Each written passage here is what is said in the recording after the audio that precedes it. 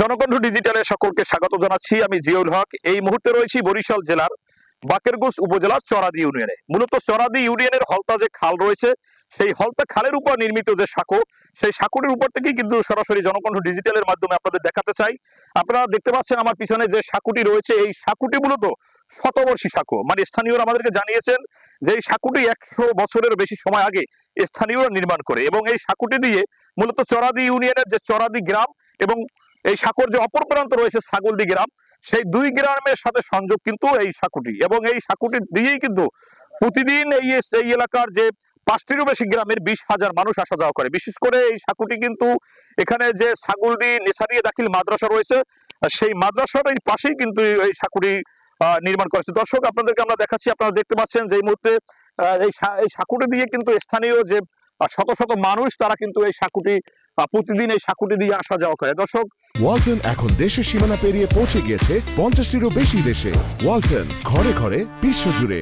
আমরা কিন্তু সরাসরি এই মুহূর্তে আপনাদের দেখানোর চেষ্টা করতেছি। আপনারা দেখতে পাচ্ছেন যে স্থানীয় যে বয়োবৃদ্ধ সহ শিশুরা কিন্তু প্রতিদিন এই স্থানের যে সাঁকোটি, সেই সাঁকোটি দিয়ে কিন্তু প্রতিদিন আসা যাওয়া করে। এবং স্থানীয়রা কিন্তু আমাদেরকে ক্ষোভ প্রকাশ করে জানিয়েছেন যে এই সাঁকোটি দিয়ে পারাপার হতে গিয়েই কিন্তু বিভিন্ন সময় স্থানীয়রা এই খালে পড়ে গিয়ে কিন্তু বড় বড় দুর্ঘটনার শিকার হয়। দর্শক, আমরা কিন্তু আজকের আপনাদের এই যে সাঁকোর যে বর্তমান চিত্র, সেটি দেখানোর চেষ্টা করতেছি।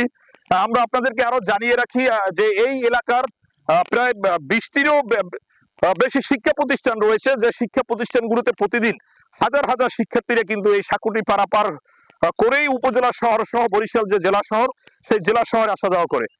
দর্শক, আমরা কিন্তু এখানে যে স্থানীয় জনসাধারণ, তারা কিন্তু আমাদেরকে জানিয়েছে যে সাঁকোটি এতটা নরবর। আপনারা দেখতে পাচ্ছেন আমি এই মুহূর্তে সাঁকোটি ঠিক যে স্থানটিতে দাঁড়িয়ে রয়েছি, মূলত এই স্থানটি কিন্তু একেবারেই নরবর এবং ভাঙা। বিশেষ করে স্থানীয়রা কিন্তু এখানে সুপারি গাছ এবং বাঁশ দিয়ে এই সাঁকোটি নির্মাণ করেছে।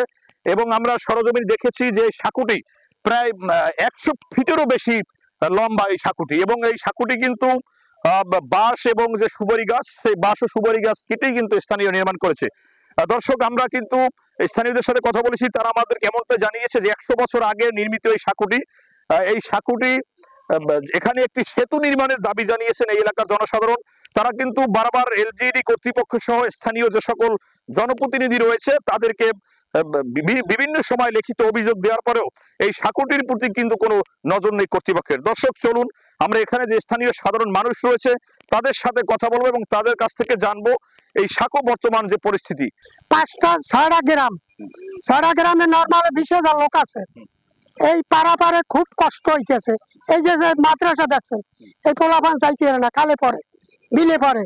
এই সার আইজ হইতে 50 বছর ধরে এই সার আইজ হইতে আইজায় কাইলে আই না, তার কোনো উদ্বোধন হয় না। আপনাদের দাবি কি এখন?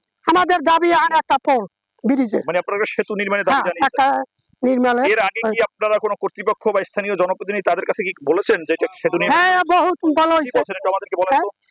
বলা হয়েছে, কইছে যে এই তো ঠিক আছে, এটা চেষ্টা করতে আছি। এই তো আইবে, এই বেলি আমাকে আশ্বাস দিয়ে রাখছে।